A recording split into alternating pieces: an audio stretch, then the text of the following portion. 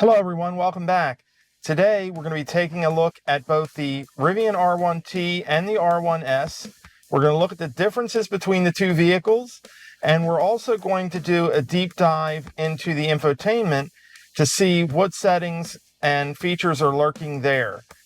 This is going to be the latest update, and these are both 2023 vehicles. So let's get started. Something that's going to be very similar on both vehicles is going to be the front area. And the way we're going to open that up is we can either tap twice on the fob here. There is a button up under here. I'll use that for now. This is going to be the same on both vehicles. Over here you have your windshield washer fluid. We'll have your charge port in here. Now this is actually our charge cable. So I'm going to take that out of the way a minute here. And I have this nice 3D mat in here, which is lightweight and it sticks to there really nice. But if we lift up one here, we actually have a false floor. And in the bottom, we have a drain. So if you like to do any tailgating or you just want to put drinks in here when you're camping, you can do that. You can fill this up with ice and put drinks in here. And when you're done, you pull that plug and all the water comes out of the bottom.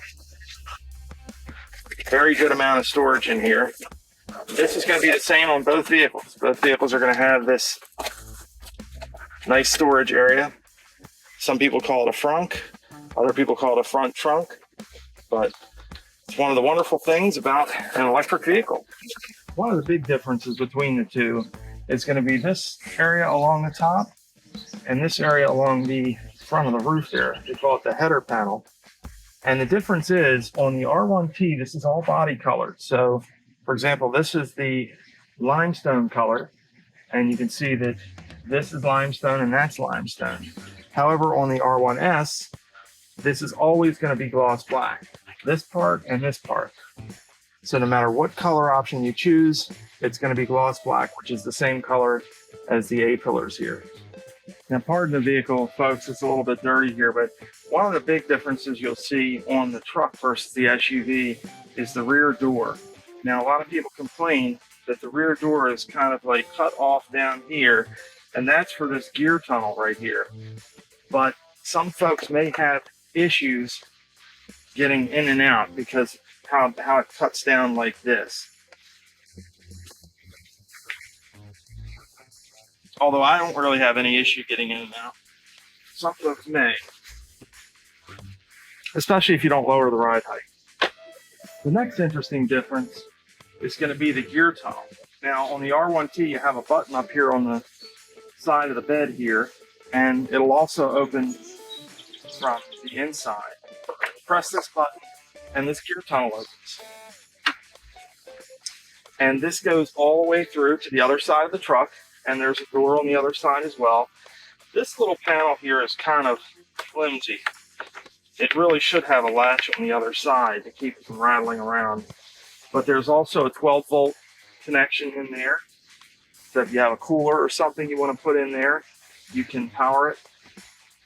And there's also a pass-through to the inside of the truck. So when you put the armrest down for the rear seat, there's a pass-through. So if you have a cooler back in there, like I just said, and you want to get a drink out of it, you put it towards the middle there of the gear tunnel, and you can actually reach it from inside of the rear armrest in the back seat. So you can access it there. So that's real nice. This is something that the R1S does not have. It does not have the gear tunnel. The next difference is going to be in your rear seat. Now, in the R1T, the rear seats do not recline. They do in the R1S.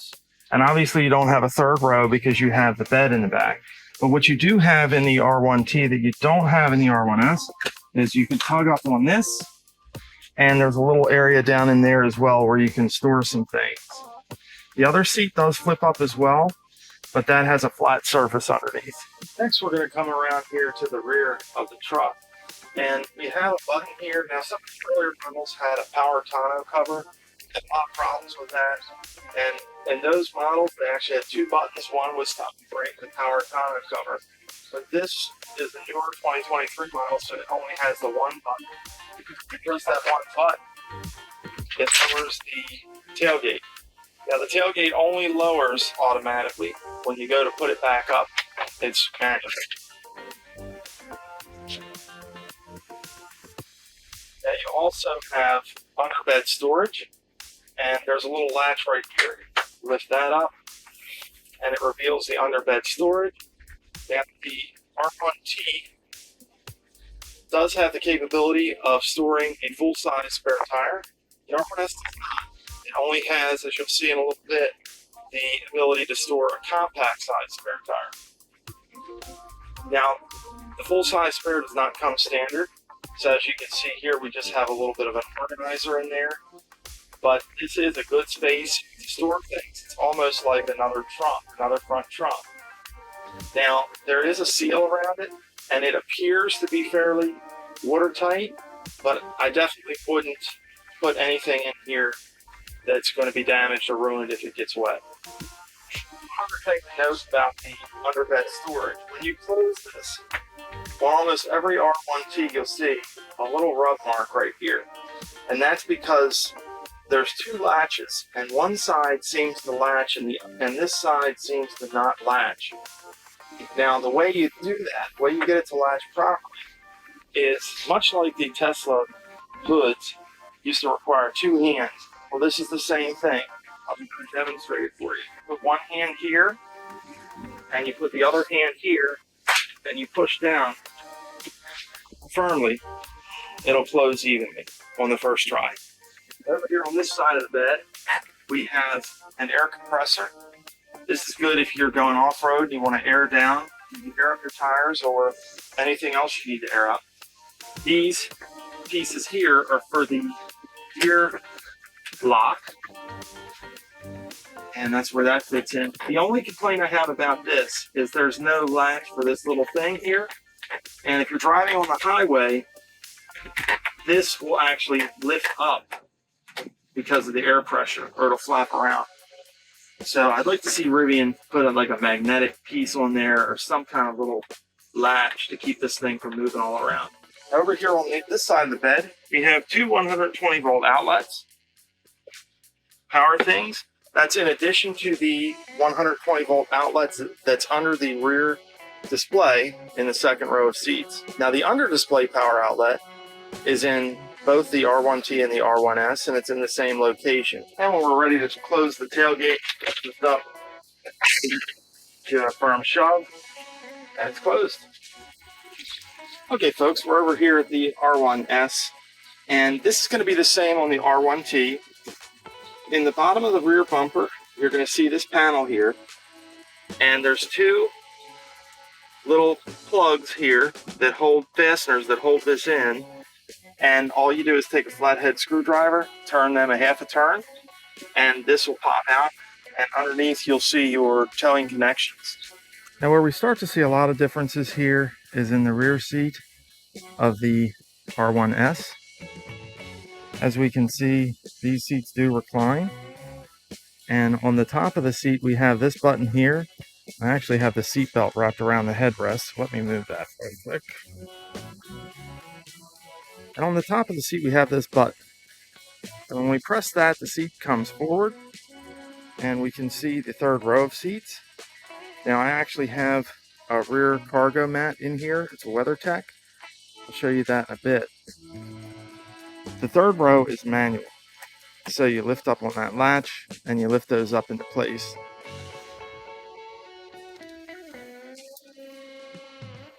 Okay. That's how that works. There is enough room back there for an average size adult. Once you start getting over, I would say 5'10", 5'11", it starts to get a little tight with the knees, and you will, if you're an average size or larger adult, you will need to move the second row up in order for it to be comfortable as far as legroom. Now to put this seat back, you need to press on this button and hold it, and it does take some hustle, okay, to get it back into place. And then as you can see, it's still quite a bit ways up. We need to lift up on this lever down here and push back.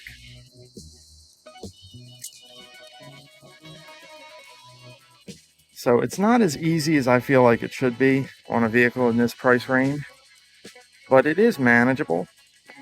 If you're having to get back into the third row every day, it could be a little cumbersome. Some folks may find it cumbersome. But otherwise, if you're just using the third row occasionally, I think it's going to be fine. Now, when we get back to the lift gate, we've got two sections here. Tap on this. See that there? And this lifts up. And then if we need to load things in and out, tap this. This opens. Now, I do have this back here. This is kind of messed up, but I'm going to show you the third row. This is baggy. You need to lift up on this and kind of throw that forward.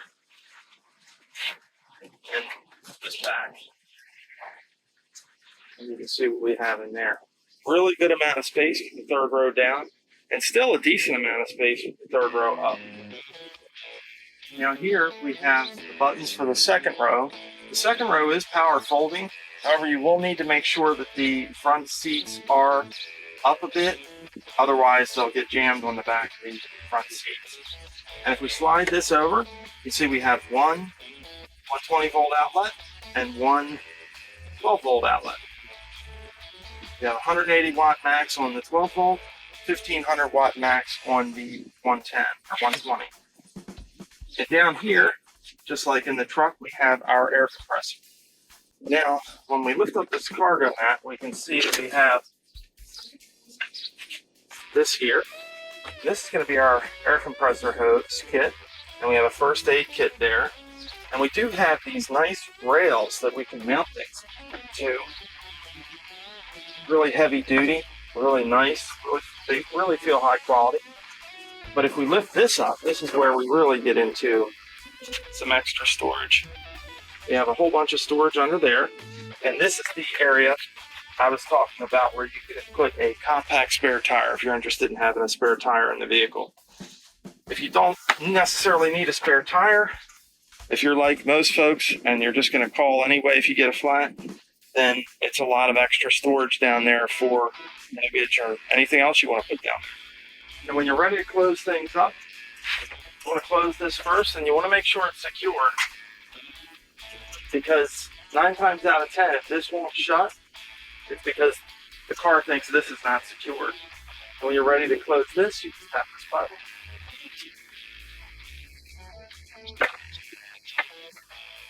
Back over here at the R1T now, but this is going to be the same on both vehicles. The charge port is located on the driver's side front bumper here, and to open it, you see these 3 little notches here on the wheel arch trim. You tap those, and the charge port will open. And you can also open and close it from inside the vehicle through the touch screen. And it will automatically close when you put the vehicle in gear as well. And then inside the charge port, you have your J1772 plug. And if you're fast charging, you pull this down and you can connect a CCS. Now in spring of 2024, you'll get an adapter from Rivian that will allow you to plug a Tesla North American Charging Standard or NACS adapter or plug into this CCS plug. And in 2025, Rivian will be switching over to the Tesla North American Charging Standard for their charge port.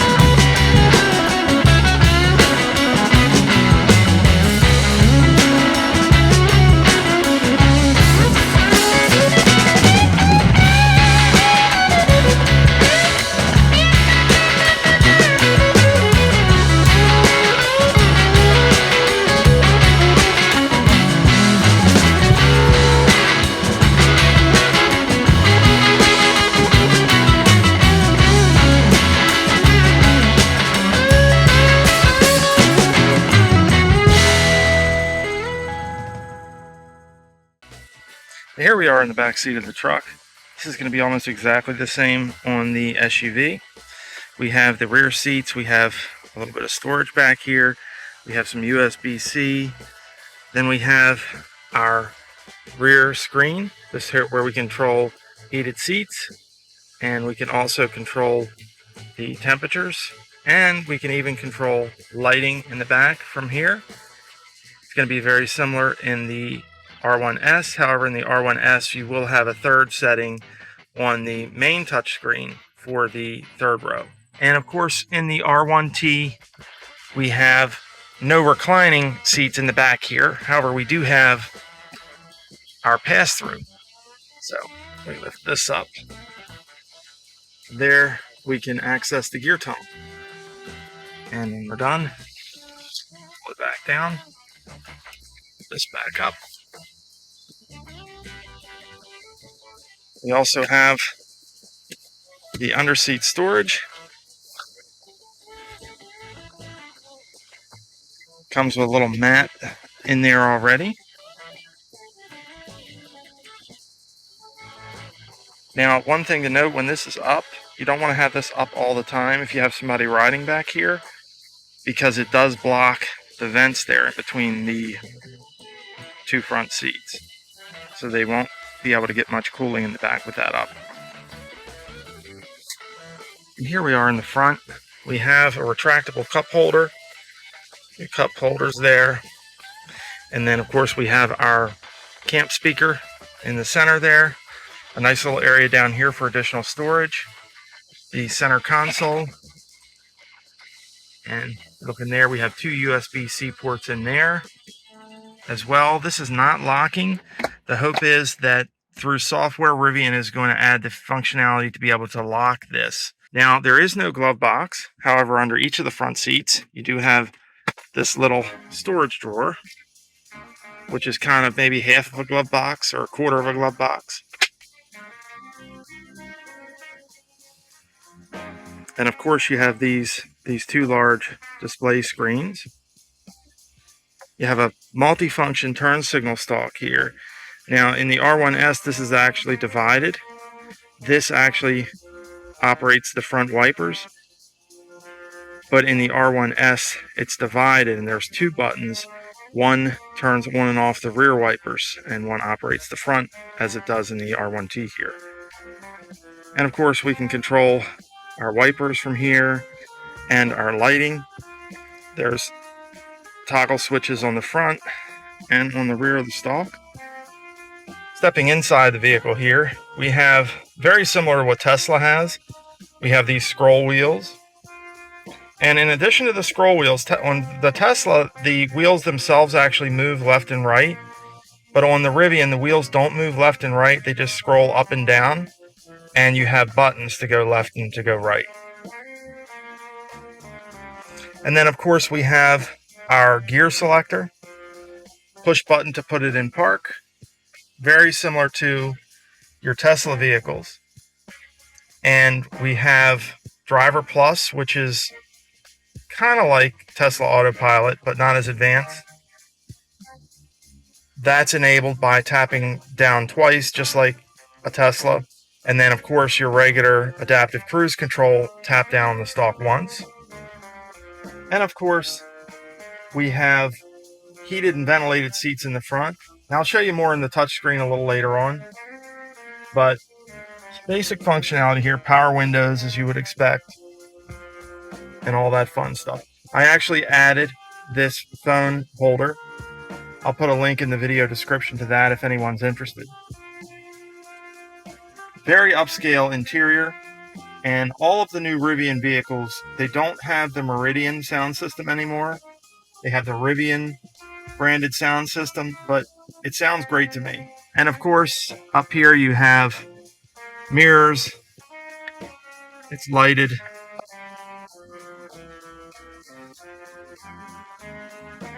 So on and so forth. You do have handles above all the doors. Folks that have issues getting in and out.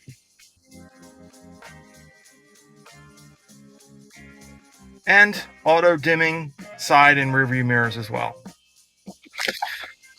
And here on the R1S, you can see this is the second row.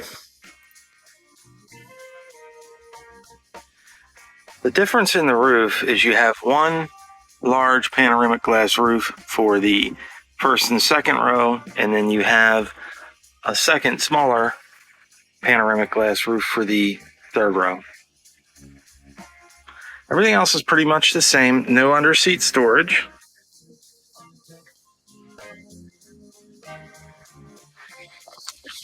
And obviously no pass-through in the center armrest. Here's a look at the power outlet that's under the second row screen.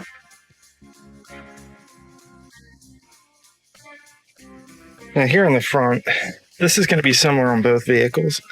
You have this little storage area in the door. This is not great for bottles because the bottles will slide around or fall down inside of there.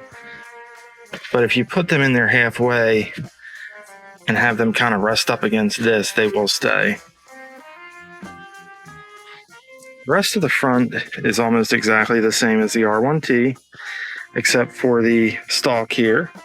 As I explained earlier, this is 2 buttons instead of just 1. The bottom one controls the rear wiper, and the top one controls the front wipers. And as I explained earlier, I apologize for all the noise. It is really hot out today. As I explained earlier, we have 3 settings here on the R1S. We have a front, middle, and a back in our climate control. And the back controls the third row. As we can see right now, those vents are off. If we wanted to turn them on, we would simply tap, and those vents would be turned on. And of course, as you would expect, we do have proximity sensors all around the vehicle. And this is especially useful when you're pulling into a garage. As you can see, it tells me I'm getting pretty close to an object that's in front of the vehicle. I'm just going to review the behind steering wheel screen shortly. There's not really a whole lot to this screen, but you can see in the lower right-hand corner, we have our range as well as our state of charge. And an indicator, the little truck with the arrow down there, shows that we're in Neil mode. But over on the left-hand side, you see we have our navigation. And if we hold down on the left scroll wheel button, you can see that changes. And we have 3 options there. We can view the tire pressures, the navigation. If we hold down a third time, this is the one I like. This is our efficiency for the last 15 minutes. But the screen behind the steering wheel is not a touch screen. It's pretty basic. It just gives you some information about the state of the vehicle, speed, whether or not you have cruise control engaged. And if you are driving down the road, it does give you a visualization, much like the Tesla full self-driving does. So anyone that's coming from a Tesla is going to feel right at home in the Rivian. Okay, everyone, so that's going to be it for this video. I am going to have a separate video diving into all the settings available on the touchscreen. So stay tuned for that. You may see that also pop up here at the end of this video. I hope you found this information useful. It is kind of a difficult decision in picking between these 2 vehicles. They both have some very practical features and are both really great vehicles. So I hope this video's assisted you in making your choice. If you would, hit that like button. It really helps us. We really appreciate it. Remember to subscribe and then hit the bell so you get notified anytime we add new content. Thanks for watching.